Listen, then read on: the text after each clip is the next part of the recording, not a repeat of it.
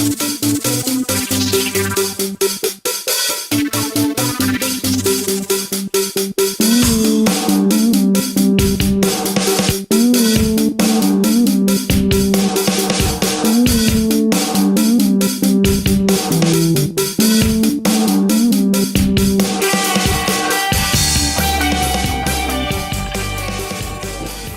good evening.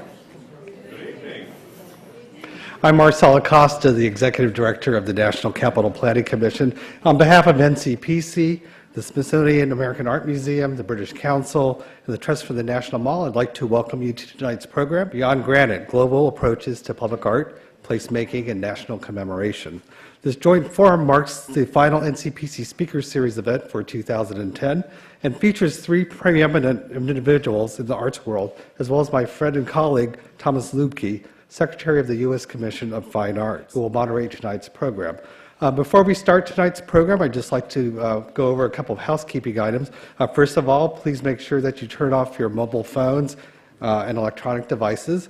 A moderated discussion will follow the presentations, and then we'll open it up to the floor for questions and answers from the audience. This program is also being broadcast live via the web, so please present your questions at either of the two microphones positioned at the aisles so our viewing audience could both hear your questions and answers from our panelists. Tonight we'll be exploring a topic of national and long-standing significance, that of commemoration in our nation's capital. As one of the federal agencies that reviews plans for national proposed memorials, NCPC is particularly interested in exploring new ideas regarding how our country's most historic figures and events are commemorated. For many Americans, early memorials bring to mind images of bronze statues with men on horses and historical phrases etched in granite. In more recent decades, memorials have evolved to much larger works located on multi-acre sites. But the way we commemorate can change yet again. During our March Speaker Series and in his book, Monument Wars, author and Professor Kirk Savage, who joins us in the audience tonight, sparked the idea of developing a series of temporary commemorative installations. Tonight, we intend to build upon this concept by exploring how temporary displays may offer a compelling layer to the commemorative landscape of Washington, D.C. This could help alleviate pressure on the National Mall, prompt greater exploration of design and material, and perhaps even bring new people into the commemorative discussion. Imagine how many more stories might be told if we were to embrace the concept of temporary public art and placemaking. So each of our distinguished panelists brings extraordinary expertise to this topic, and our moderator, Tom Luebke, offers notable insight to the subject of commemoration in Washington. A graduate of the Harvard University Graduate School of Design, Tom is a licensed architect with experience in planning and historic preservation in the public and private sectors. He previously served as executive director of the Mayor's Institute on City Design, and since 2005 has served as secretary of the U.S. Commission of Fine Arts. CFA and NCPC have a very close working relationship, particularly in the area of commemoration, and in fact partnered together in the 2001 Memorials and Museums Master Plan and the 2009 Monumental Core Framework Plan.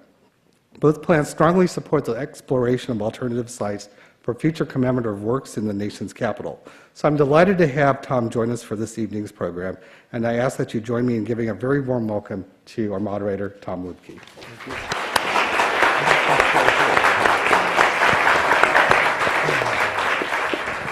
I think I'm on. Thank you very much, Marcel. Good evening to everyone, and thank you all for being here this evening. On behalf of the Commission of Fine Arts, I'm really honored to participate in the event tonight.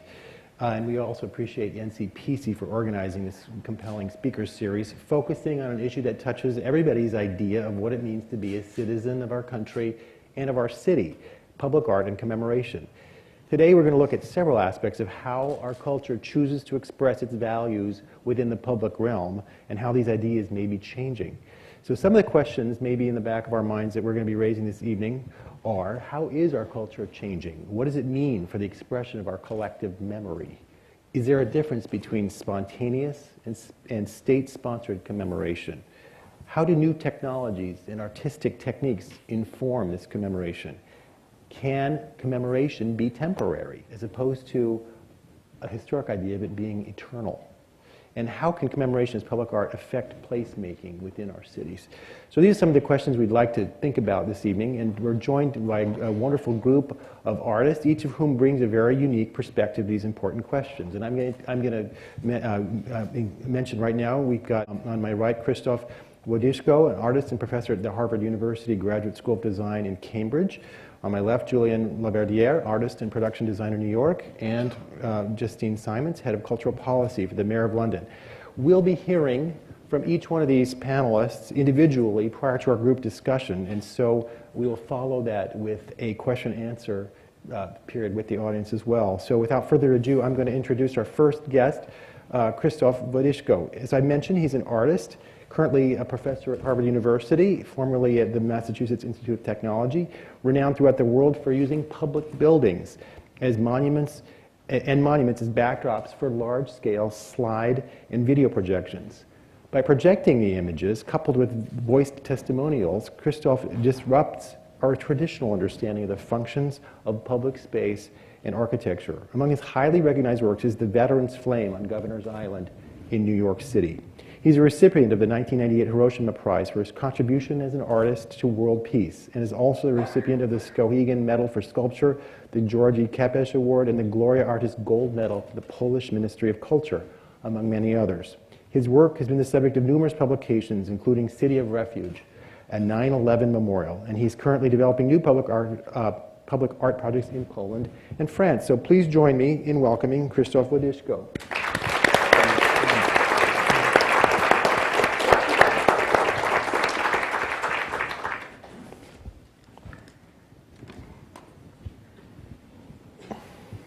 So there is, when I hear the list of various awards, I feel a little bit myself like a very object of my work, the monument. But I must add one more, because it relates to what I will be presenting today. I also received a Hiroshima Prize, which is given to international artists for his or her contribution to the world peace. I did not deserve this. But since I accepted it, I keep working and will be working probably until the end of my life trying to deserve this prize. So immediately upon accepting this award, I started to work in that direction.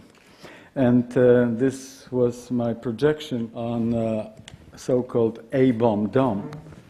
That the image that you see here, which is a well-preserved ruin of the building that witnessed the bombing, because it was standing just under the hypercenter of explosion. That's why it survived, because all of the forces were vertical, and it's one of the few concrete buildings in Hiroshima of that time. So it does remember a lot, and it's preserved as a wounded witness. Well, start thinking about how to actually respond to this, and how to make sense of this monument today. I started to work on kind of research, trying to find out what actually is impact of this explosion or this disaster, this bombing today. And it proved to be true that several generations of survivors are already there, meaning those who actually survived it, their children and their grandchildren, and maybe now great-grandchildren, because of the transmission of trauma through generations. So I thought that perhaps those people, those survivors, should be able to help with this project. At the same time, doing this, helping themselves in reanimating themselves and finding the words and expressions for unspeakable experiences in the process of animating this building. Because the building is a kind of silent witness, but also evidence of its own trauma. But those who survive are also living evidence of their own trauma. Survivors who are not speaking. So the issue is how to make them speaking, how to break the silence, and how to also re-actualize this monument. So, taking advantage of this, I like to, first of all, show a few images of the projection itself. So, could not project directly on this monument because it would be almost a sacrilege. So I projected underneath in the surface, the embankment, just close to the mirror of the river.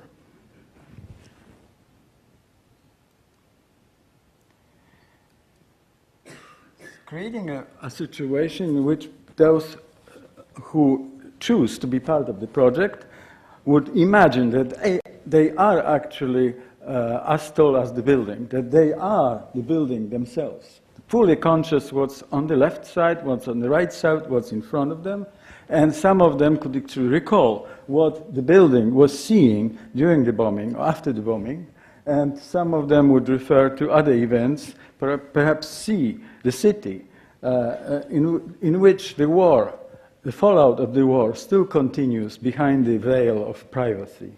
Because, for example, the grandfather, an ex-imperial army officer, is turning entire family into boot camp without saying a word about his experience. So the war continues.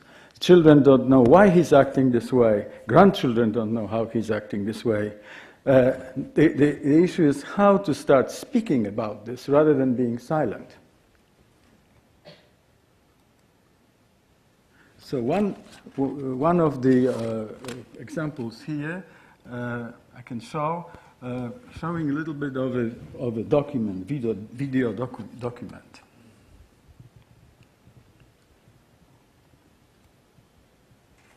Have a sound, please.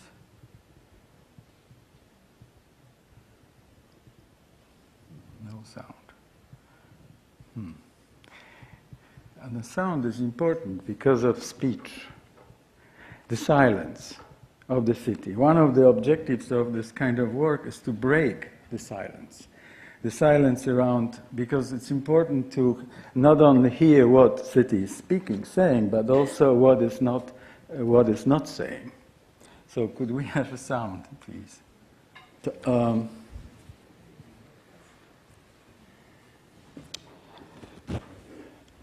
That monuments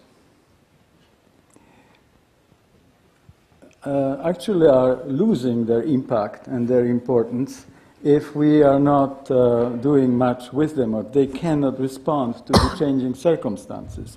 They are being kind of closed into a kind of celebratory mood. To rescue the past, to save the past from wrested from conformity, which at every moment threatens to harm it. That should be one of the tasks of the historian, according to Walter Benjamin. The way in which the past is honored as heritage is more disastrous than its simple disappearance, said Benjamin. The historian who saves the moment, one or another, from the past, from conformity that threatens to harm it, must infuse it with new meaning in the light of his own present, and it does so because he feels responsible for the past.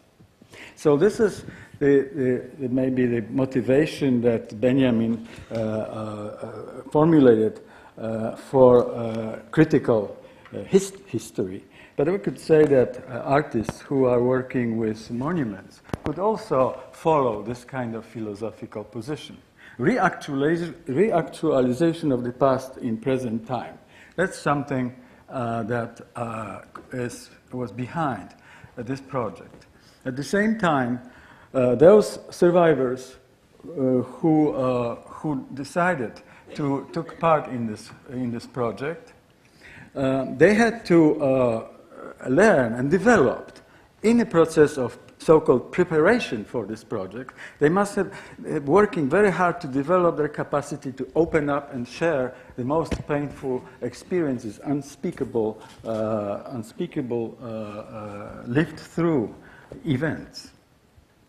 So this is an important part of this kind of monument animation, is one must animate oneself first in order to be able to become a monument animator. And the monument is important transitional, theatrical, para-theatrical situation that inspires people to actually work sometimes for as long as a year, recording and re-recording and trying to finally say something through the monument that is already saying something, but it could even say more.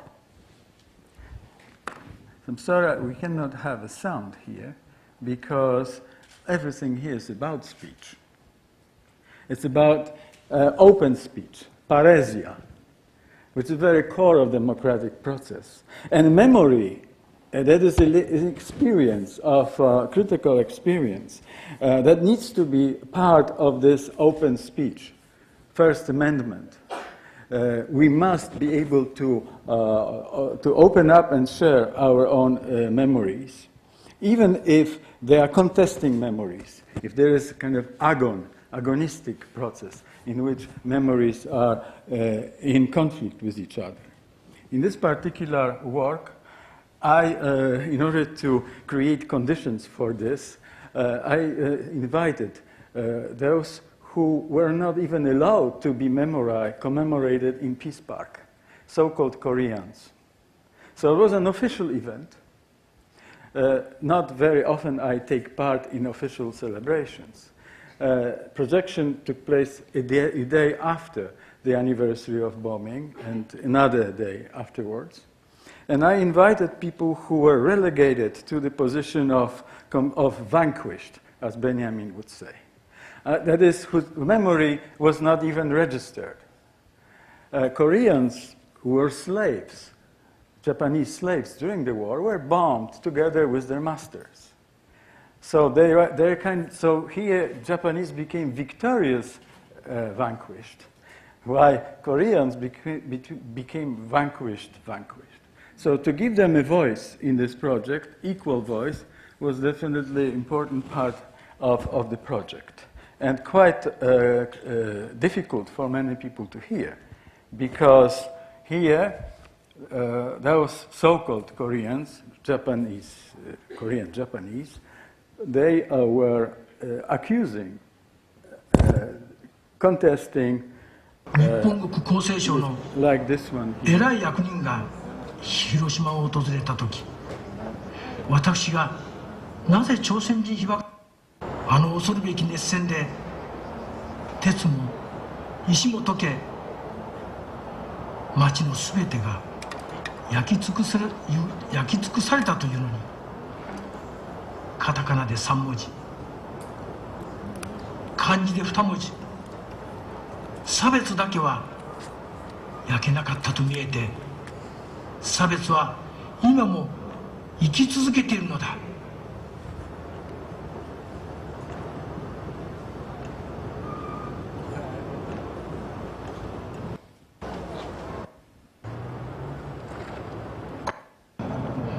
Here there is a person who visited State Department in Washington begging the United States government to do something towards nuclear disarmament. And person very shy, the one who actually survived bombing, Hibakusha, she decided to speak. Could we have a little stronger voice, please? 英語のできる人、スタッフの一人がついて国務省に行ったんですね。原爆を落としたことは絶対に間違いじゃなかったし、そのために早く戦争が終わって少なくとも So he's trying to explain to her, to people who came from Hiroshima, that the bombing was justified, and explaining in a very kind of logical way how many lives were saved because of the bombing. He or she came from the city that lost 200,000 people in one attack. 絶対に語りたくなかったし、語ってると泣いてしまったりで、そんなんがあったんですけど、お互いに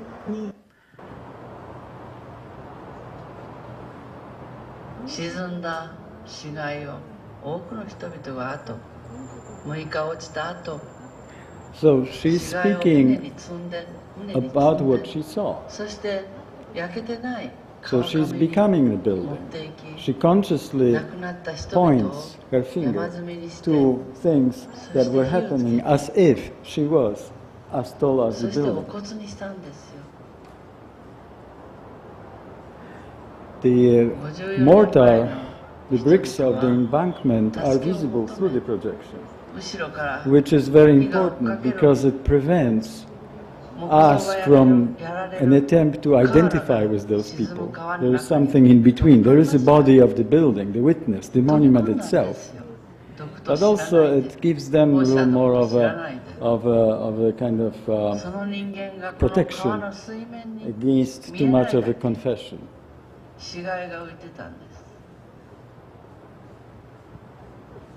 So the reason I'm bringing up this project is because I see how many buildings here and how many monuments, how many sculptural and architectural monuments are waiting to be reactualized, that they need to be alive again, to be useful for the living, to say something about what they see, what's happening in front of them and far away, maybe from their heights, what we don't see, at the outskirts of the city, in the pockets of the city. What it is contradiction between the idealism in the name of which they were built and the actual conditions of life of people and their own experiences. How many things still needs to be done? How many things must be said so the tragic past will not repeat itself. So in this way, the monuments can be useful.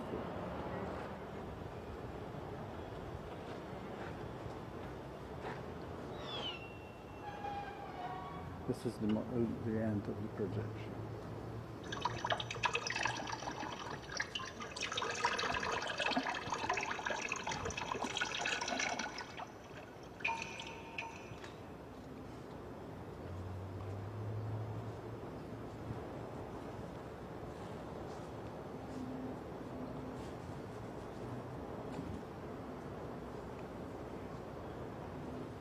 Thank you.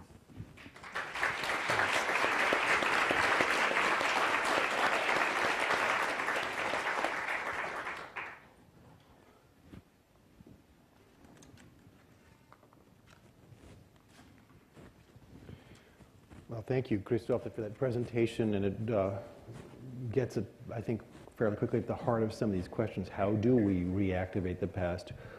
Whose history are we commemorating, and how can we, what's the appropriate way for these objects of commemoration to be meaningful to across the generations? We're going to now talk to Julian LaVerdiere, an artist and production designer based in New York City.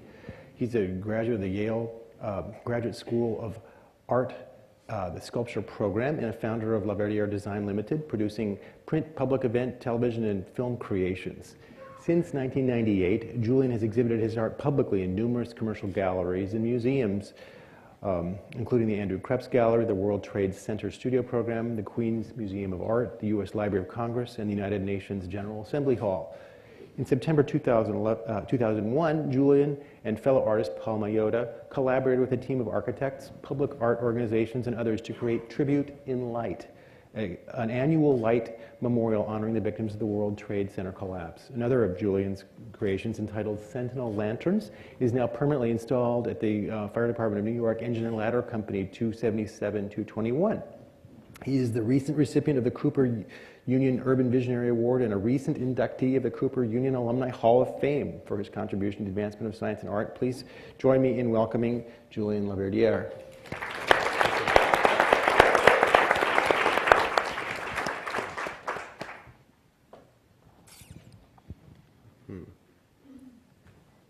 Stand by.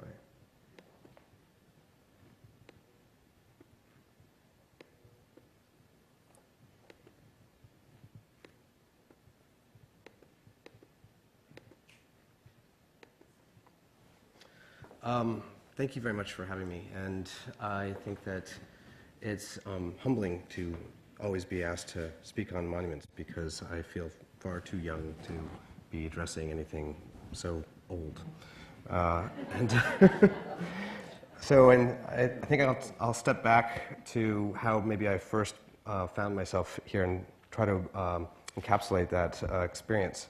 So the thing that I've found curious about monuments and was often their anonymity, and I think that you could only aspire as an artist to be so grand as to build a sculpture like this, but can anybody actually name it? Do you actually know, what that sculpture represents and what it was meant to mean? And I think the point is that that meaning changes regularly. But as the artist, I sort of felt an affinity because you also are struggling for recognition. And I'm going to start briefly 10 years ago when I had more hair. And I was struggling for recognition, and I and a friend, Paul Miyota, here on the left, had been asked to make a proposal for a public art project. And we never thought there would be enough chance that we'd be selected, so we thought we'd set our task of making the most outlandish proposal that could be conceived, which was to create a beacon to be mounted on top of the radio mast of World Trade Center 1. And that beacon was a simple beacon. It was just going to emit the light from a single sea plankton. And it was going to sort of be a Horton Here's the Who type sculpture, where there's this tiny little creature that is inside this vessel that monitors its light and then amplifies it so the entire city could hear its voice. And perhaps it was somewhat of a metaphor for us. And in the process of proposing that, we actually were given a chance to try to execute it. And we were given a residency at the World Trade Center. This was through Creative Time and the Lower Manhattan Cultural Council. And we had a studio on the 91st floor. So that's our beacon test up in that little window, flickering away. And we were sort of doing these tests to see if this would ever be visible. But I think we chose those buildings because they seemed impenetrable. And what we discovered was they were not. They were almost like a giant brain coral. And on the 91st floor, the Lower Manhattan Cultural Council had taken over a quarter of this unrenovated floor and given it to artists' studios. And so we had a small studio that we set up sort of like a lab in which we were cultivating and growing this plankton and building these contraptions that would house it and having a good time.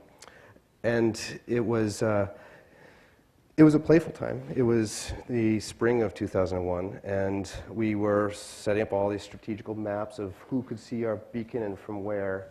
And it was a really sort of joyous experience. That building was not at all impenetrable. It was filled, teeming with life of all forms. And so I guess that when September 11th occurred, that was, particularly devastating to everybody, but for us, in that it seemed like it struck exactly where we had been working. And I won't go into the recollections of 9/11 because we all have ours, but I will say that the things, as we were struggling in those first few days to kind of gain a conception of what had occurred, the thing that was absolutely ineffable was the cloud of smoke and light that was being emitted from the site. And that site was being illuminated by these recovery lights that had created a mist, a glowing mist, and you could sort of see in this slide how the beams would rise up between the buildings and create these shafts, and it felt as though there was a phantom limb sensation, if you will, like there was something still standing there. And that's how we sort of began, perceiving this sense of loss or shock. And we started sketching this idea out between Paul and I. And we had been asked by Creative Time, the public art organization that we'd been working for on our project, who in turn had been asked by the New York Times if there were any artists that would care to comment on what had happened. And how do you comment on what had happened when it had happened only a few days prior? I mean, the news cycle had to move forward. And so we took our sketches and we started envisioning this sense of this phantom limb sensation visually with Photoshop. And so these are Photoshop sketches. And we rendered this Photoshop rendering, and it was that which we submitted to the New York Times. And that image was put on the cover of the Times Magazine. And this all happened so fast. And I think this is one thing I wanted to stress as I talk about this project and the idea of memorials, is that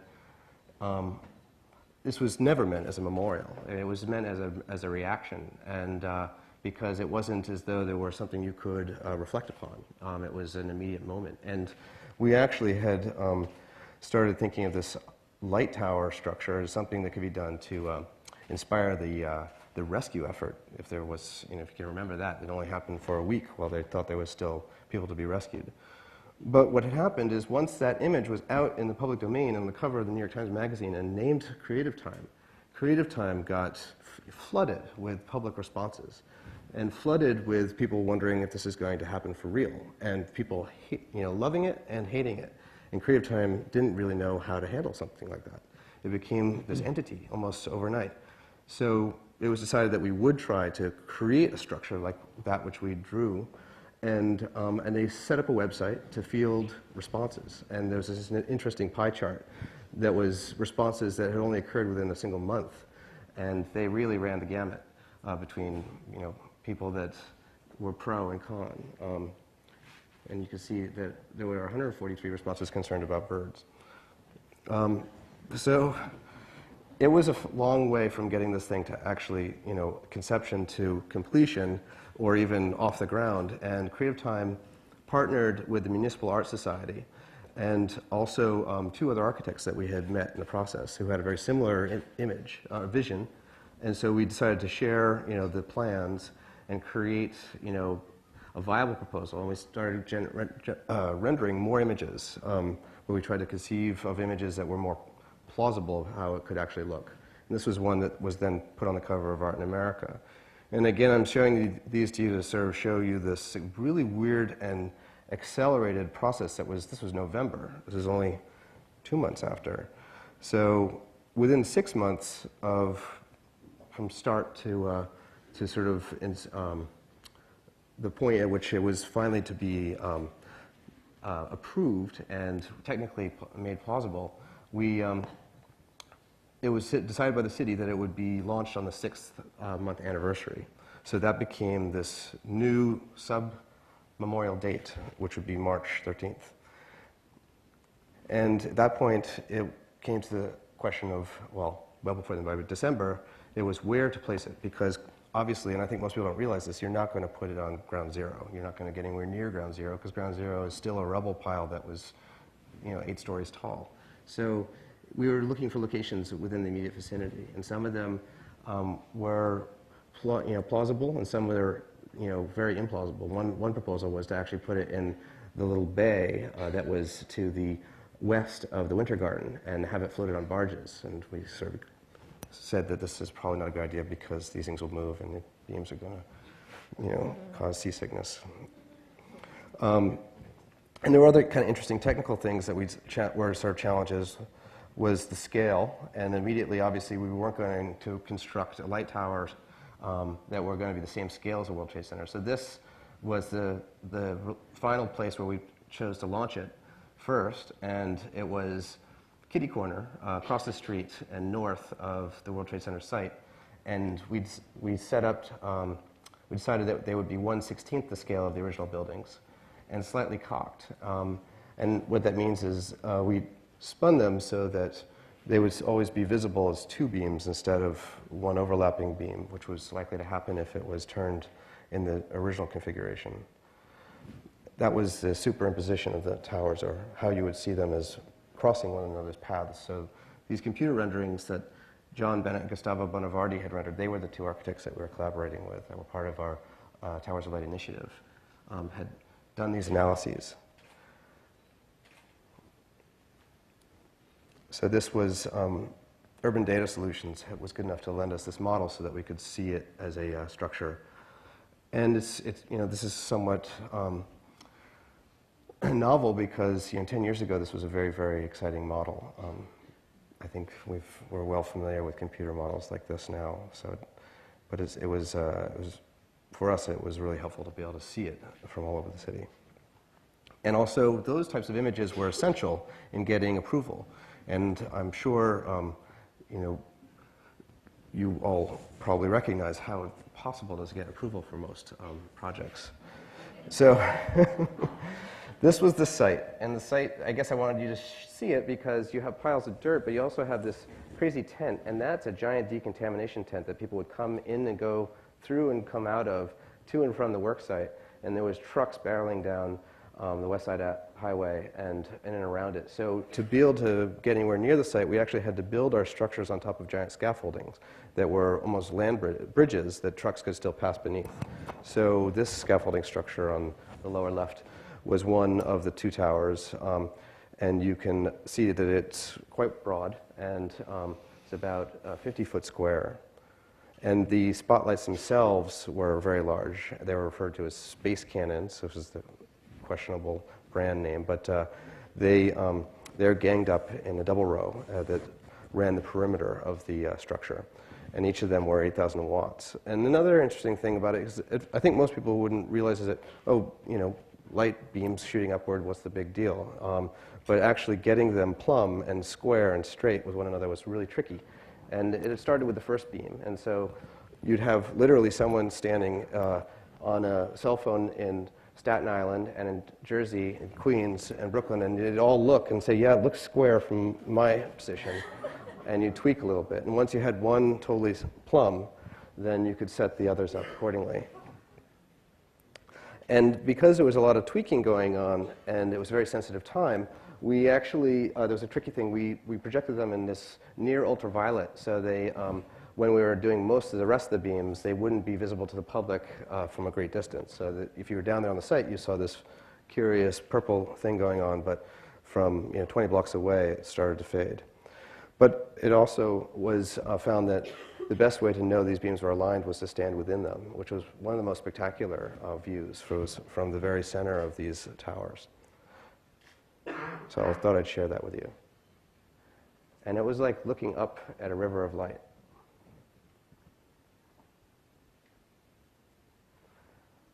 And until these towers were lit, it was all just a concept. It was like a sort of a dangerous bet as to whether or not it was going to work, but also whether or not it was going to appeal. And we were always concerned that this was going to be too garish, too bright, too vulgar, that it wasn't going to be respectful to the victims, and for whom we were erecting this, and also a sense of self.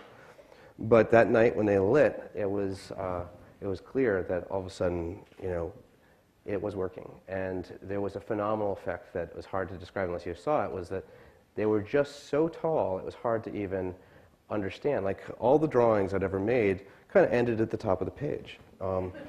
And these just never ended. And on a clear night, they would go, it was explained to me by physicists, they'd go to the atmosphere. So that's, I don't know, 25 miles or more. And they just felt like they were always leaning over you. And that was the interesting thing, is that no matter where you stood, you could be all the way across the bay, and it felt like they were leaning up and over you, because relatively speaking, whether you're in Jersey, Staten Island, or Manhattan, and you're looking up at the upper atmosphere, you're virtually all looking at the same point. So they were far more visible than we ever expected in more than one way, because until this point, on that night of the 6-month anniversary, it was only ever meant to be a temporary art project. It was only ever meant to be something to inspire for the moment, as a moment of recovery. And on March 14th, it was, or 13th, it was on the cover of every magazine.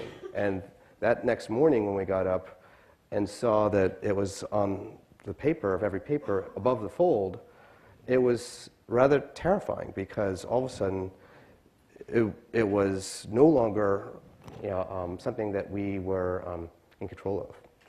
And I know that sounds odd, and it also probably sounds a bit vain to concern yourself with being in control of a monument, but there were so many times when we were worried about the spin of this thing, and there were weird requests that had been made of us as we had gone along. Like Giuliani, for instance, refused to let us erect it unless one beam was red and one beam was blue for the fire department and the police department. And we said that this was not possible. You just can't project red and blue beams like that. And he said, well, then you can wait for Bloomberg. And we did.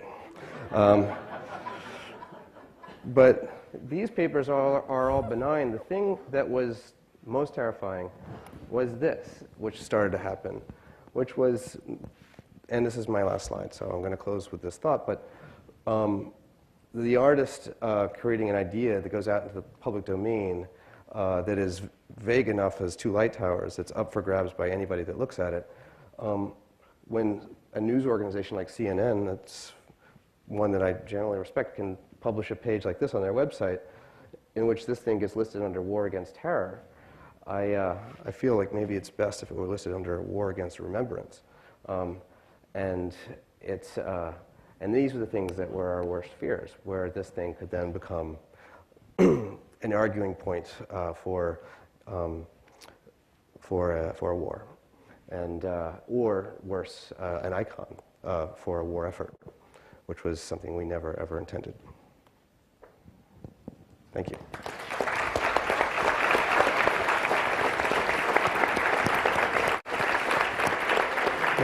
Well, thanks, Julian. That was a fascinating discussion of the evolution of what was really a spontaneous expression of loss into something that has acquired a status as a memorial, and gets into some of this question of temporary memorial. And of course, the bigger question is, to what purpose is it used? So that's probably underneath everything that we're talking about. But our next guest is Justine Simons. She's the head of cultural policy for the Mayor of London. She oversees the mayor's cultural strategy on a wide range of projects, including London's film, fashion, music, theater, and international cultural exchange. She serves as the director of the mayor's flagship public art commission for the Fourth Plinth in Trafalgar Square. Most recently, she has assumed the lead role for the cultural development of the 2012 Olympic and Paralympic Games in London. Justine currently serves as vice chair of the Thames Festival and is a member of several prestigious art and dance organizations. Prior to her work in the mayor's office, she worked in the field of contemporary dance as a producer and a director, and also as a consultant for the National Theatre and the Independent Theatre Council. In her role as director of the London Fourth Plinth, she oversees this display of temporary art installations for the plinth, which was built in 1841, but as a suite of 4. It was the third where it featured sculptures, but the fourth never displayed a work until 1998, more than 150 years later. Please join me in welcoming Justine Simons.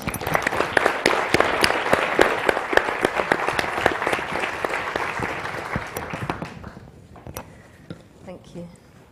Ooh. Let's get my presentation together.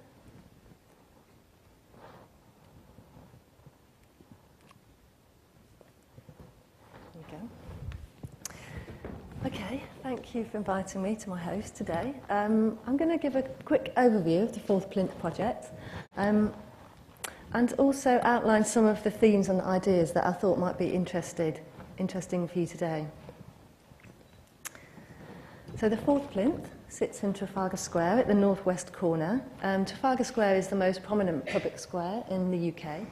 It was built originally to commemorate Nelson's victory at the Battle of Trafalgar, built in 1805 by Charles Barry, the architect, who also designed the Houses of Parliament.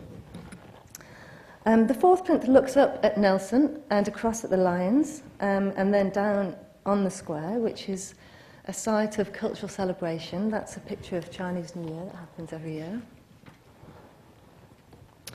This is another project that happened in Trafalgar Square, where we closed most of London and put an elephant through it. It's also a place for democracy and protest. There is a Burma Protest. This is about Gaza. This is an old picture. The quote at the bottom says, struggle between police and the contingent in Clerkenwell. So that's a riot. So many demonstrations happen elsewhere in London, but they often culminate in Trafalgar Square.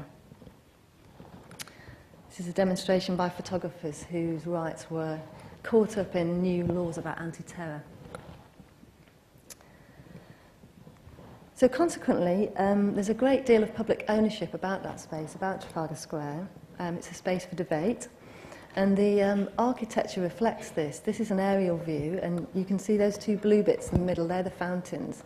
And they weren't actually put there to beautify the square. They were there as crowd management to stop lots of big crowds gathering and getting a bit unruly. And this is a picture of the Fourth Plinth on a typical British day. It's raining. So whatever we do on the Fourth Plinth generates quite a lot of debate. It's the People's Square. People really own that space. And also it's our most prominent kind of historical square. As you said, the Fourth Plinth was built in 1841. It was meant originally for an equestrian monument. And the idea was to raise the money for this by public subscription. But not enough money was ever raised, so it remained empty for about 150 years. Apart from a brief moment where they put up a statue of Edward Jenner, who invented immunisation, and it was so controversial in the day, the idea that you would give yourself a disease to solve the disease. People got quite freaked out, and there was a big campaign led by the clergy to take the statue down, so he was a goner. Lots of other campaigns. Diana, Shakespeare, Gandhi, Darwin, Dickens, and a peace dove. Lots and lots and lots of ideas of things people want on it. So around the millennium, the Royal Society for Art decided to try and get to the bottom of this question of what should be on the Fourth Plinth. And what they wanted to do was commission a series of temporary artworks, contemporary works, to try and resolve this question of the long-term future of this space. So they commissioned 3 artists. The first was Mark Wallinger, and his piece is called Ecce Homo. And that's Latin for Behold the Man. It's a life-size depiction of Christ. It's kind of quite tiny on this huge plinth. And it's interpreted by lots of people as being about human delusions of grandeur. In the background you can see the church, that's the Martins in the Fields Church. And the vicar absolutely loved this piece, so he became a brilliant advocate for the project. Next, they invited Bill Woodrow to do this piece. His piece is called Regardless of History. It's a big bronze piece, and it's a tree on top of a book, on top of a head. And he's interested in themes about man's destruction of the planet. Regardless of what knowledge we have, we still proceed to destroy this planet. Then Rachel Whiteread, she cast the plinth in transparent resin and then inverted it on top of the original. And she talked about it being a quiet pause in the square, a place for contemplation. The square is so busy that she was quite interested in that contemplative space. So the programme was quite successful, and the government, as is their way, decided they needed a report. So they commissioned Sir John Mortimer to write a report on what this meant and what might be the future. So he had lots of meetings, and the conclusion was that, yes, we like this idea of contemporary art. 30 pages later. And then another thing happened in London, which is we restructured the way we organise ourselves in government, and an Act of Parliament was passed to create a new mayor for London in 2000, and part of the new mayor's job was to take responsibility for Trafalgar Square, and my job was to run the culture programme, so the art bit dropped onto my desk and became the Fourth Plinth Commission. So far we've commissioned 4 artists. We've generated arguments about beauty and heroism with Mark Quinn's Alison Lapa Pregnant, which was an interesting start to the project. It drew out prejudice as well as Positivity. It's a portrait of Alison Lapper, who's a disabled artist, when she was 8 months pregnant. It's carved out of a single block of Italian marble, and that's me and Mark Gwynn in Piacenza when it was nearly finished. Weighs 13 tons. And really this piece challenges assumptions of who should be the subject of a memorial. This is a picture of the piece in situ. In the words of the artist, he talked about it speaking to the future rather than the past by celebrating the living. And Alison Lapper herself was a really brave, an incredible woman. She had fought many battles as a disabled woman and as a mother to keep her child. So he was interested in the personal heroism of an individual as opposed to the heroism of someone who'd fought a large battle. And this I thought is interesting. It's just a sentence I took out of a review about Mark Wallinger's piece, actually, by Adrian Searle, who said, but we must remember the figure is only half the work. It is the figure in the setting that counts, and the way it becomes a lightning conductor to argument, debate, feelings. So one aspect is the way in which the context can alter the meaning of the work. And this here is a picture of Thomas Luebke. He's a German artist. And this is quite a good example of how the context alters the meaning, because the original title of the work was Hotel for the Birds, and he called it that because on one hand he was building an architectural model of a hotel, which is very in sync with a long kind of set of works he'd been doing of architectural models, and he added the phrase for the birds to refer to the temporary nature of the sculpture, which makes absolute sense. Unless you're the Mayor of London and you've spent a whole year trying to rid Trafalgar Square of pigeons. You know, the Mayor's got, you know, we've got a hawk in the square, we've got bells, we've got, you know, lots of cleaning going on. It's on the front page of the papers all the time. There's a whole pigeon lobby trying to save the pigeons. And so the artist inadvertently found himself propelled into this kind of madness. And, you know, people were saying, well, why is the Mayor wanting to... He makes all this play about removing pigeons, and then he goes and builds a hotel for them. So in the end, the artist changed the title of the piece from Model for a Hotel, which still describes what it is, but it takes it out of that political hot potato. I think one of the other things about the project is it really seems to have kind of entered the public's consciousness. And this was really demonstrated when we commissioned recently Anthony Gormley to do a work on the plinth.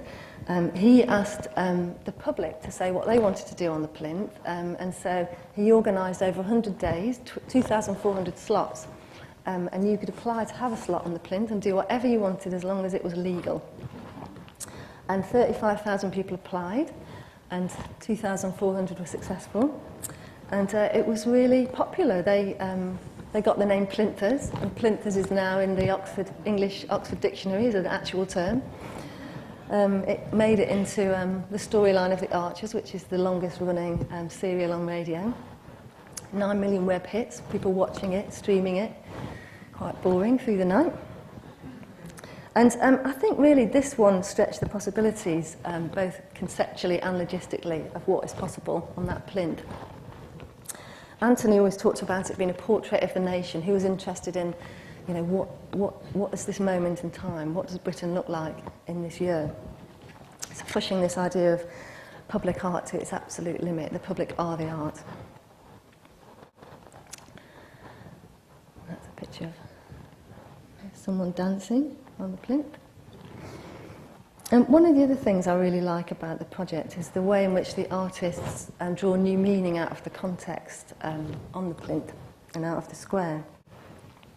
And Yinka Shonabari is a British artist, and this piece is up there at the moment, and it's Nelson's ship in a bottle, Nelson being on top of the column, and it is an exact replica of his ship, except for one thing, which is the sails are made out of African fabrics. And what Yinka is interested in is an alternative view of colonialism. We Brits are quite embarrassed about our colonial history, and Yinka's view is that it's not all bad, and actually one of the positive and perhaps unintended consequences of colonialism was that we've ended up in London with this incredible multicultural and diverse and international city. It's the most international place on the planet. It's 300 languages spoken every day. And this was kind of unintended, but a kind of really brilliant outcome of that history. I think another thing that is really at the heart of the project is the public conversation around it. It really captures people's imaginations. We always have an exhibition of maquettes of all the ideas. We have comments in the gallery and online. For this last round, I think so far we've had 16,000 comments on the proposals. We've got a schools programme, the Fourth Plinth Schools Awards, so kids all around London propose what they think should be on it. We're in process with that at the moment. So far 90 schools have signed up for it. And they come up with amazing, profound things. It's really fantastic. And I think it's a very accessible programme. We've taken these really big, bold, contemporary ideas out of a formal closed gallery space and into the public realm. It gets it away from that formal gallery space with all its psychological and social barriers. But I think more than that, it has generated quite a big debate about the nature and place of public sculpture. Who is it in the 21st century we should be commemorating? Are we looking to traditional figures in stone or bronze? And we would argue no. I think originally, apart from not raising enough money to put an equestrian monument on the plinth, another big factor as to why it remained empty for so long was that no one could agree. And there was no consensus about who we should be commemorating. And these days, it's inconceivable that you would have consensus over a military figure in London today. There's lots of disquiet about Afghanistan, about Iraq. There would be no consensus on a military figure at the moment. So the contemporary intervention really kind of refreshes and wakes up the landscape, I think. I think, as you mentioned, many historical figures, they just seem to kind of fade into the background a lot. This is the Fourth Plinth. There's 3 other plinths with a king and 2 generals on them, and no one can name them. They just kind of disappeared into the background. So the rotating programme means that, in some way it means that kind of permanence is established in memory as opposed to bricks and mortar. And now, of course, another consequence of really getting it out there and lots of people talking about it is that every week someone's got a new idea for it. So we're besieged by different ideas and PR campaigns and new heroes to be on that plinth every week. And a few years ago, I don't know if there's one in the States, but there's a place called Madame Tussauds, which they do waxworks of famous people. And they phoned up and said, we'd really like to put this new waxwork of David Beckham on the Fourth Plinth. And I said, I'm really sorry, it's a space for contemporary art and we have a commissioning group and, it's in train and I'm terribly sorry, it won't be possible. But they just drove up there and did it anyway.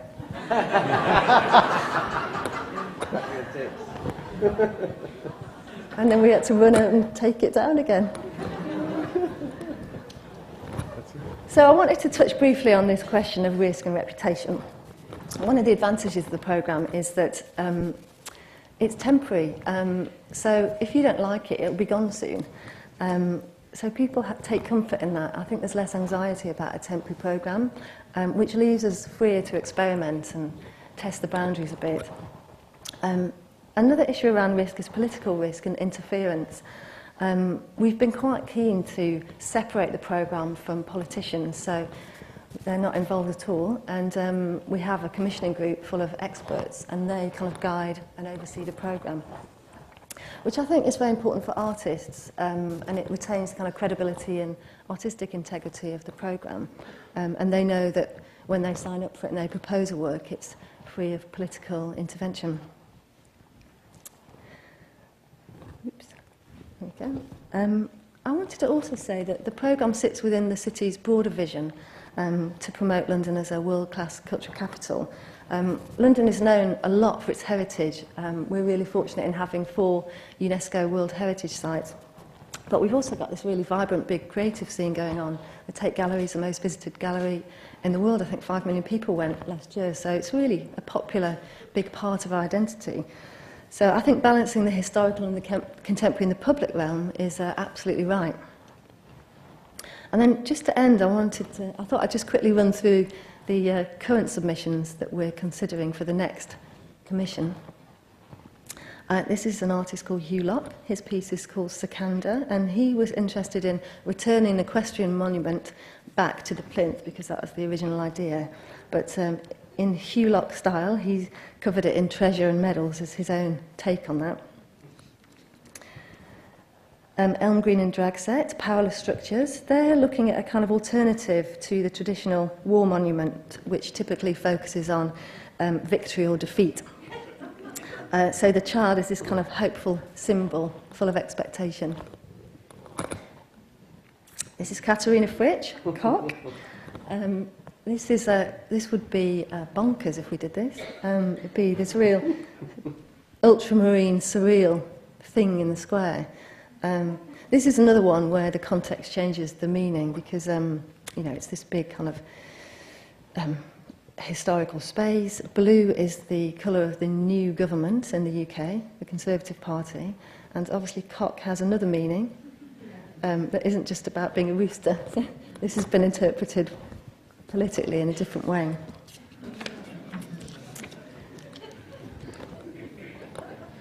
This is Brian Griffiths. His piece is called Battenberg. Battenberg is actually a cake, and we Brits, we love tea, so this is a celebration of tea times past, in his own words. And the Battenberg, it was a commemorative cake that was invented for Queen Victoria's granddaughter when she married the Prince of Battenberg. And he's made it out of Victorian brick, which was the era when lots of the statues were developed in the square. Mariano Decker, she wants to put a mountain range in the square, bringing landscape back into the city. And she's exploring this different idea of conquest, the idea that people always want to climb mountains and climb the kind of landscape. So conquest and permanence of a different type is one of her ideas. And then finally, Alora and Calzadilla, ATM at pipe organ. The little dot there is an ATM. I have no idea how I will put an ATM into a Grade 1 listed monument yet. And the idea is that you use the ATM, and when you use it, you hear the church organ. So, bringing some much-needed joy back into the banking process.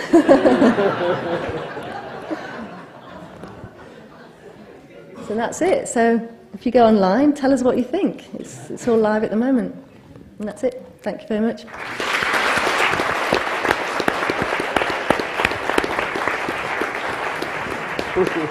Thank you, Justine. It was I think a pretty good exposition of how we might be able to expand our definitions of commemoration and with a wider range of contemporary themes. And of course, about speaking to the future, maybe rather than the past, of course, the argument may be that commemoration is always about speaking to the future. So these have been some very interesting and thought-provoking presentations. I think we'll begin now with an open discussion with the panelists, talk about some of these ideas. We'll follow up with some questions from the audience for the panels. And when we do start with that part of it and take questions, please make sure that you're speaking to the microphones. And I believe there's 2, maybe 3 here in the audience. And we want to make sure that you're speaking into them. This event is being streamed live, and we want to make sure that anybody watching the event on internet can hear the entire program.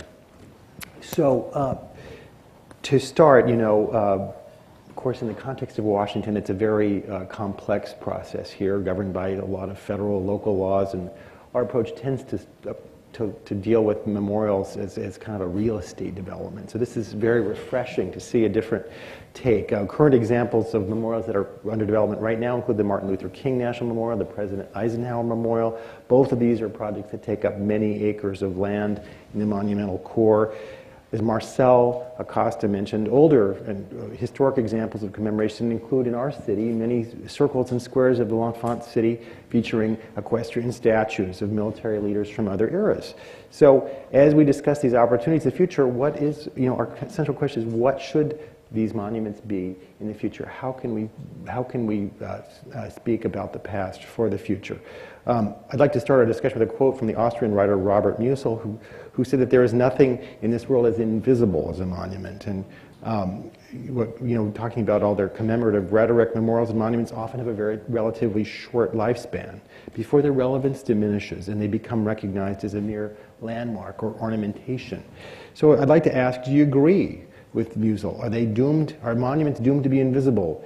If not, why no? Or if so, how might we shape them that they resonate and remain relevant to future generations? Krzysztof, maybe we could start with you on this subject of... No, I've been observing those monuments. In fact, somebody said, speaking of my old country, Poland, that somewhere between memorials there is Poland. So, of course, my feeling is that they are not necessarily what Alois Riegel said, homeless of history all the time, abandoned by interest and feeling irrelevant. Time to time, we are actually reviving them. We are sitting on their shoulders. We always assemble in front of them. We want to be seen by them because they've seen other things before.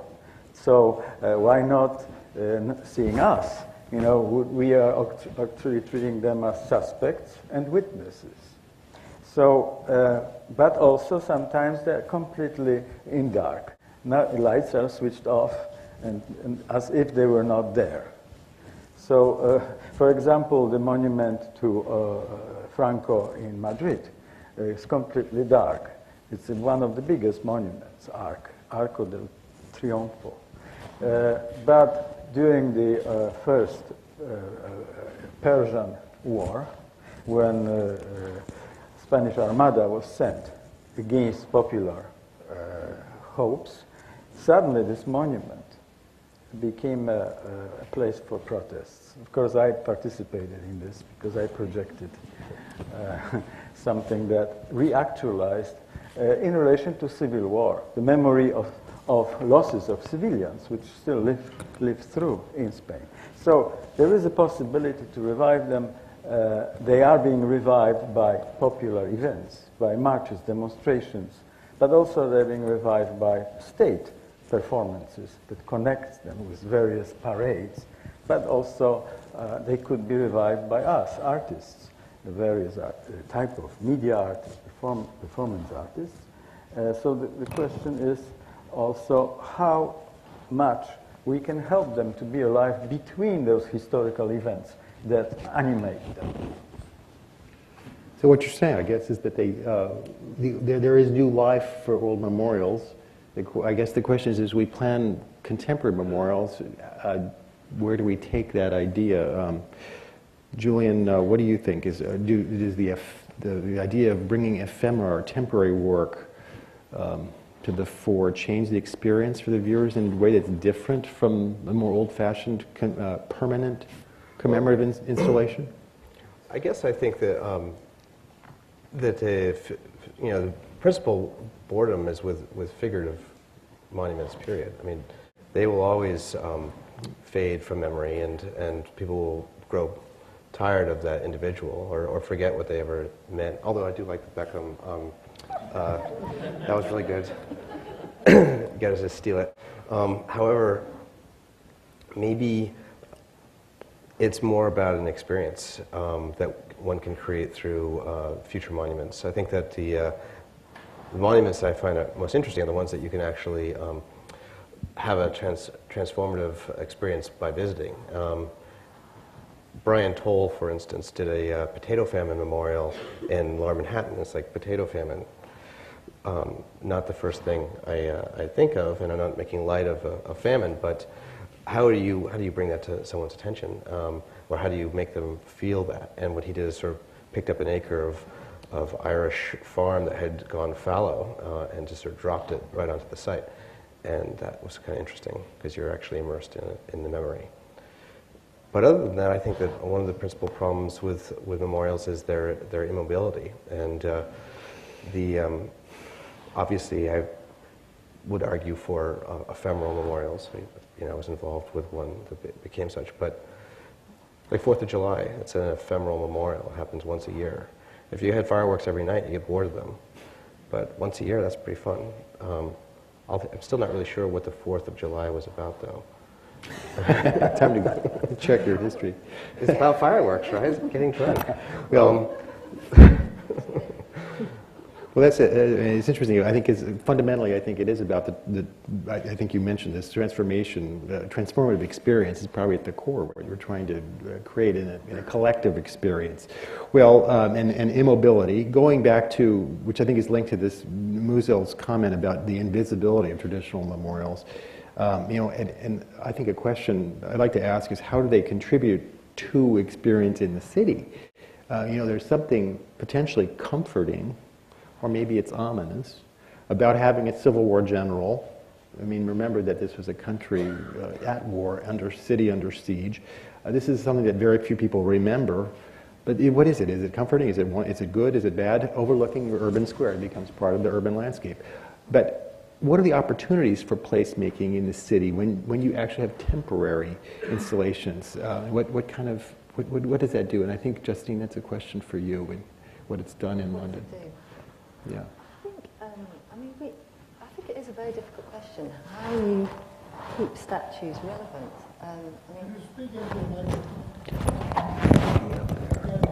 Can you hear me now? I think they just had to. Better?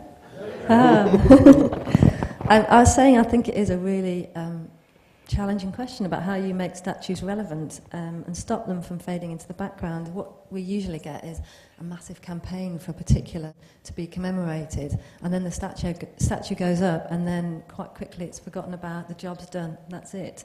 I think one of the things that we've done with the temporary programme is generated a public conversation around it, and I think that is really important in keeping ideas and commemoration relevant in people's minds. So the Schools Award, even Yinka's piece, The Ship in the Bottle, we did a big education project around that. He went into schools, and all of those kids are learning about the Battle of Trafalgar, about Nelson. They've all gone into Trafalgar Square, but they don't understand the kind of history of it. And so, in a way, it's brought that history back to life through a different door, really. So I think it's done that. It's kept the conversation alive. And as I said, the temporary nature of it just kind of wakes up the landscape. It makes you look at the piece and what it means in its context afresh. Well, I think we're talking then about, again, this, I think, equality of temporality, of change. And I think it's probably important to understand that there's a difference between a remembrance and a commemorative work. And for example, the laying of flowers at a gravesite or a lighting of a candle, which is something that happens maybe periodically. It's a gesture of reverence. I think that we probably need to think about our concept of commemoration, whether it implies sponsorship or support by a government or a larger political group. And whether that idea of remembrance can be linked, or are they mutually exclusive? Krzysztof, the question, do we ask too much of our commemorative works that we expect a permanent object to hold and embody something that is emotionally or politically significant for many people, for generations to come?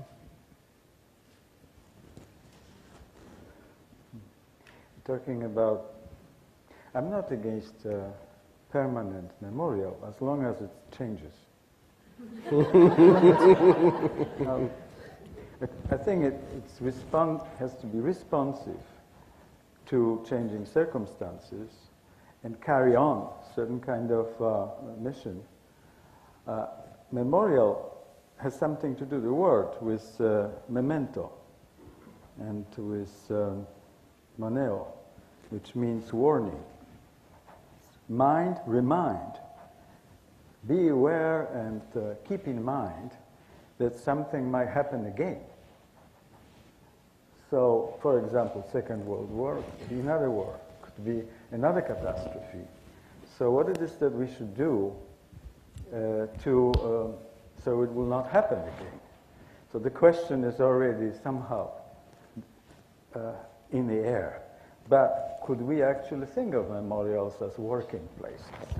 as a kind of possibility to engage people, younger people especially, in connecting with others and do something towards, well, the end of abolition of war, for example. We're talking about war memorials. Should they not become enhanced or become some kind of institutes for the abolition of war? I'm talking about memorial arches. How would you get funding? Arc de Triomphe. Arc de Triomphe, that's what I'm suggesting. For example, the one in Paris, which is the model for many other arcs, should become the World Institute for the Abolition of War, rather than the place that is cherished by visitors, by tourists, who are extremely impressed by its iconography and its glory, but in fact it's all about giving your life to some kind of new Napoleon who will stage a bloody world war, total war in fact. So why not submerged or build over those monuments something else that will be still in contact with the old memorial as something to study, to deconstruct, in order to construct a better world. This is my vision, of course. Utopia, I guess. But you ask, so I try to. I think and of course the question is the monument itself, an existing historic monument in itself, in all of its idiosyncrasies of form and the words that are on it, etc. Is that neutral enough? I mean, I think one of the successes of the Fourth Plinth is its neutrality, of presenting basically a frame for this. Can I just chip in? Sure. Interestingly, Absolutely. I talked about the schools awards.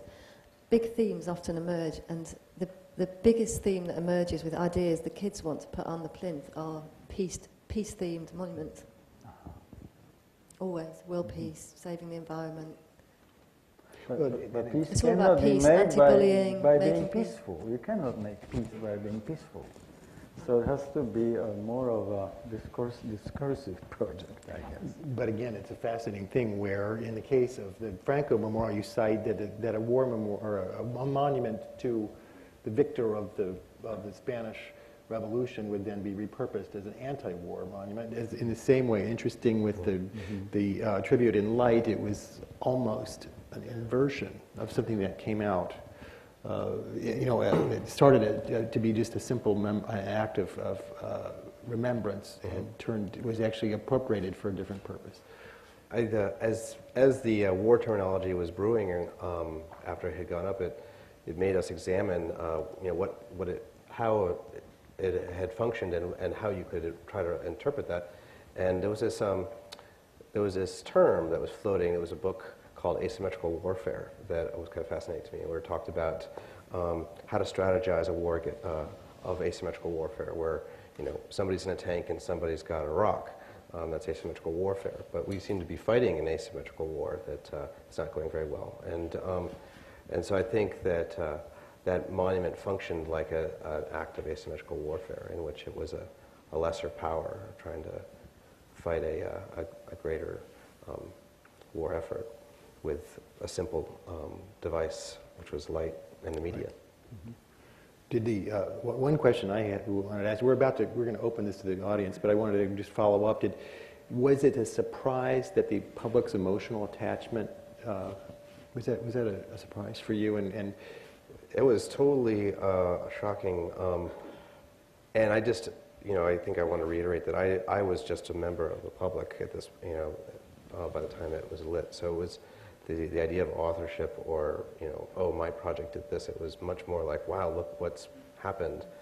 Mm-hmm. And there was a radical change overnight when we lit that for the first time, because Diller and Scafidia, who you may know, architects, they had done a project which was a sort of a gangplank, if you will, that would sort of craned over the pit, and people would come by the thousands to make pilgrimage to Ground Zero and look at the hole and the developing clearing and the maybe the excavation of what might become eventually foundations.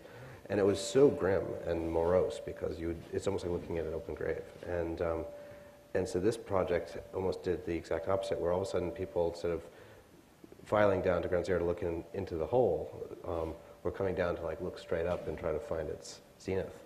And that was sort of... I think it's an inversion, Yeah. and one that traditional memorials always did appeal to maybe a higher purpose or a...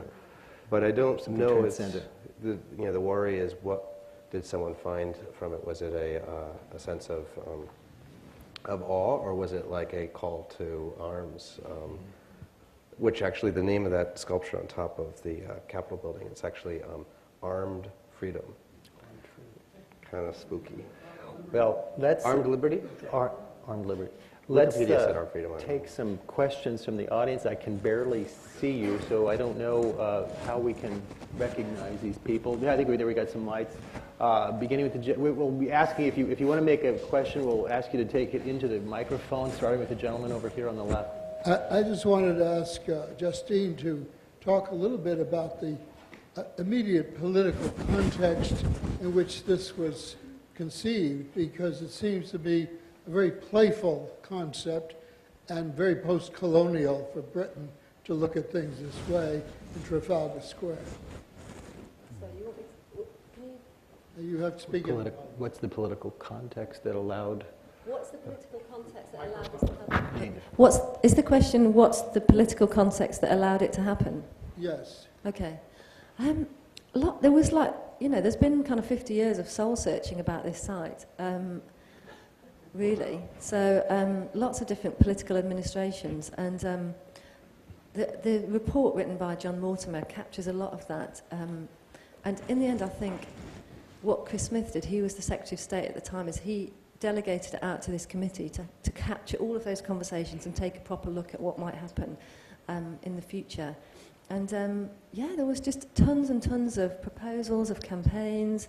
And I think it was his vision, really. It was his vision to kind of hand it over to a group to pull this sense of what it might be together. So it was the Labour government who, after these years and years of argument and contention, went, okay, let's have a go at this. Let's try and solve it. Let's try and build some consensus. There wasn't any, and the idea was to continue with this temporary idea. So I don't know whether it would have happened under a Conservative government.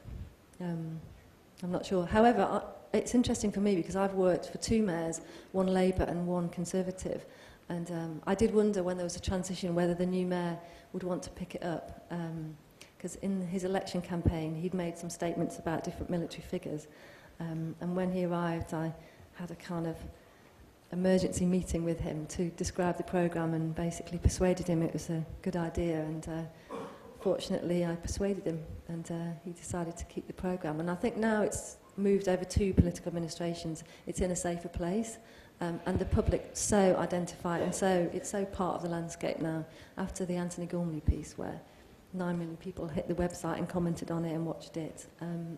It's kind of in the fabric of the society now, so... And it sounds like it becomes something that people will look forward to seeing what the next... Yeah, they do, yeah, what's going to be on it next. Even the press commentary has changed. When we first started it, it was a bit reactionary. It was a bit, oh, well, what about military figures? And now the reporting is much straighter. It's much, these are the 6 ideas, this is what they're exploring, and people do tend to just look forward to what's next. Next question over here on the right. I think it's been touched on a little bit, the idea of experiential monuments or memorials, and I think one of the issues is that memorials are often singular in focus, and so I think more of landscape projects in Battery Park City. There's a project that talks about the history of Manhattan and sort of what was there before people inhabited it, and they have bird sounds and they have ice walls and different aspects, but they're also playgrounds and, not in this case, but in other cases, ice skating rinks. And I think there's a way that to enliven memorials with other activities besides just the figure or the war in which it's commemorated. So. I agree. I actually, when we were preparing for this, I think Lucy had asked me what I thought of various memorial proposals. She said there was something about a World War I memorial, not a memorial, but maybe a big anniversary coming up. But I thought, what better way to memorialize it than to dig up the mall and recreate trench warfare. And then people can come and visit it, and they can clomp around the mud and maybe just fill it with blood, barbed wire, and that would do it. Make another war. Yeah, well, that would definitely give somebody something to think about. It's an opportunity for turf reconstruction, too. Yeah. And a lot of work. There would be a lot of jobs offered by digging up this trench. Can I chip in?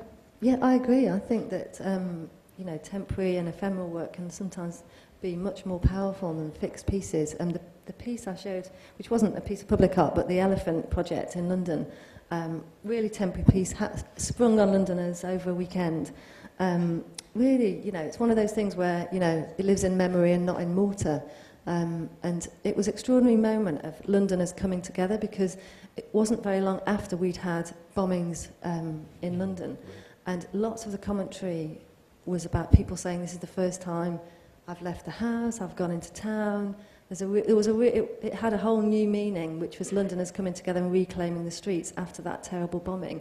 And it really lives in people's memories, and YouTube, and everyone's got a personal story about it. And it was a completely temporary thing. It happened and it's gone. Another question over here. Yes, thank you for your work. Quick question. I'm just curious if you have a sense of what the digital age has done to our cultural memory, enhanced it or made it more evanescent?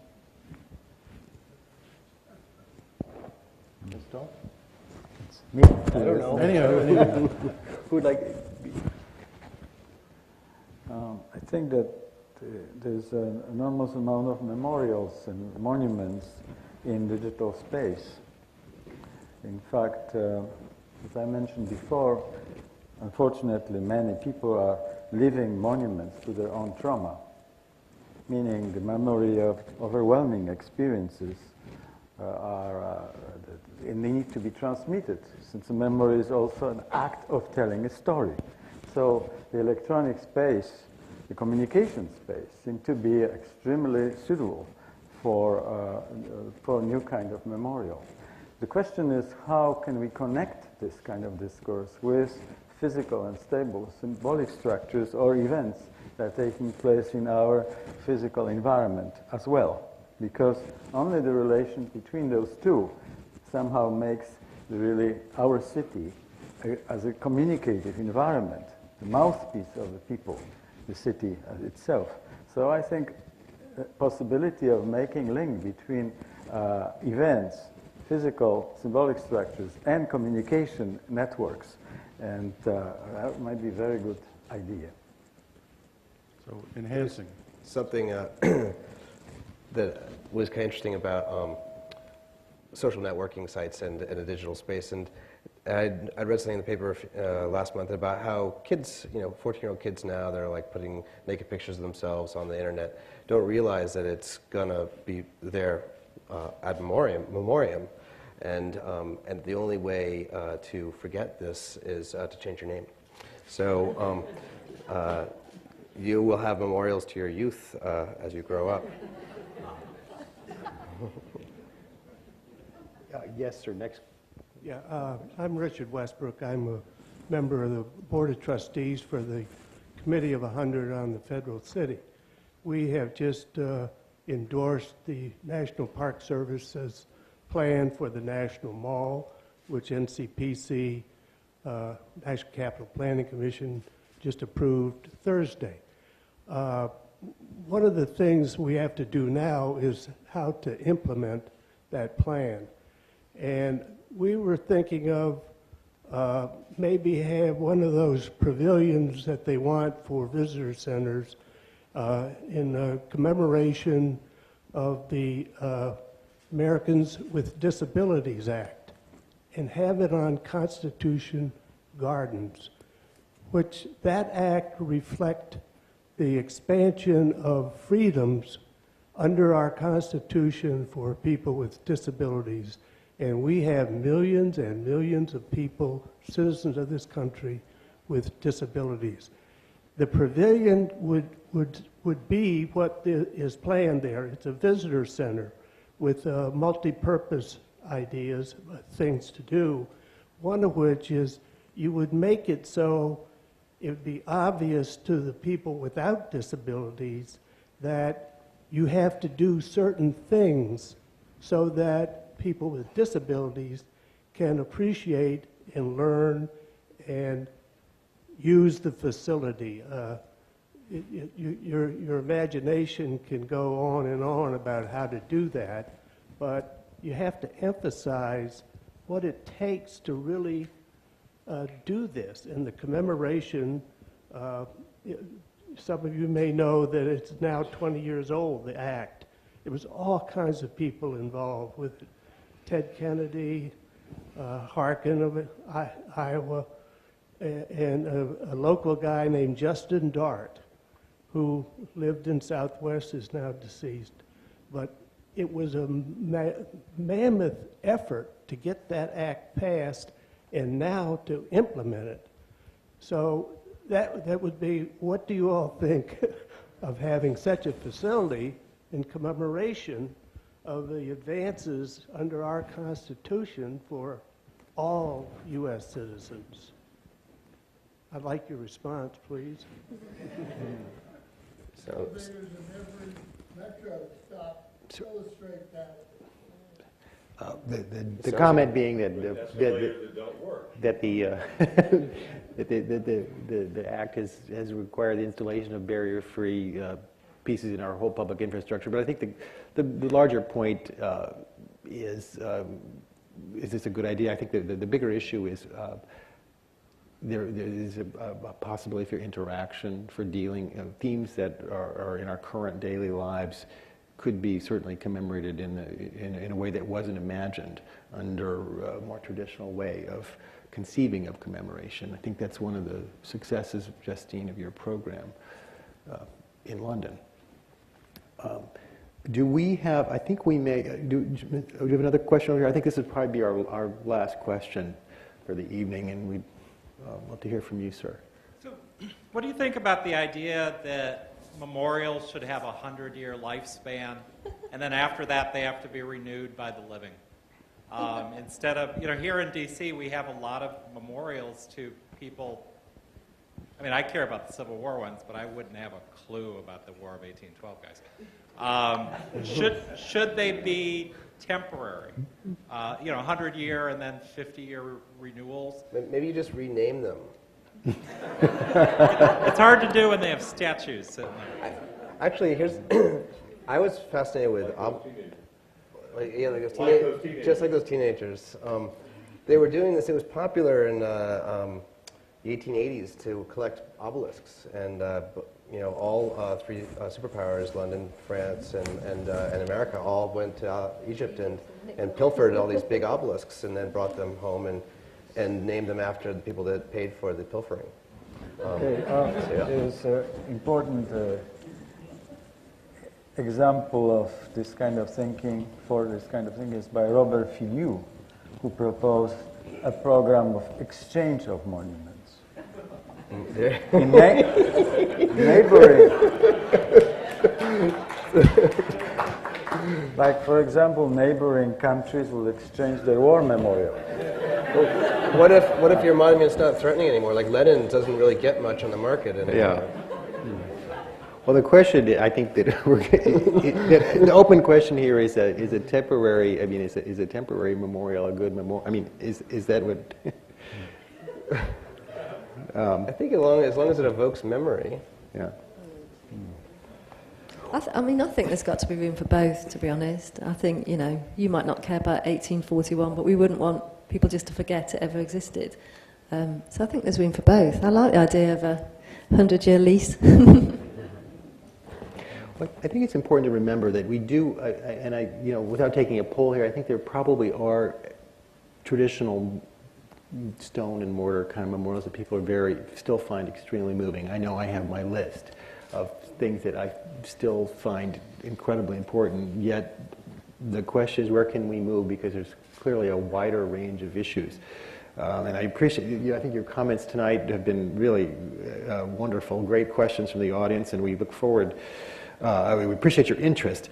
The future of commemoration in Washington is a topic that obviously a lot of people are interested in, and we're going to be continue to work with our partners and agencies, the District of Columbia government, as well as nonprofit organizations and citizens in continuing the discussion. We are looking right now, some of the groups that we work with, NCPC in particular, looking at the possibility of a pilot project to explore temporary commemoration here in Washington, one that might be, enable more active engagement with the daily life and the daily issues that are in the city. So I'd like to thank very much the members of our panel for coming and participating tonight, Justine Simons, Julian LaVerdiere, and Krzysztof Wodiczko. Your presentations have really stimulated our ideas about how we might approach public commemoration in the city. And I'd also like to thank the National Capital Planning Commission for organizing this outstanding series and for the sponsoring partners who made the evening possible, the Smithsonian American Art Museum, the British Council, and the Trust for the National Mall. Thank you all for coming this evening, and if you're interested in seeing a recording of the program, you will be able to find a video archive of the event on your partnering agencies' websites. So thank you very much. We look forward to seeing where commemoration goes in the future. So thanks very much.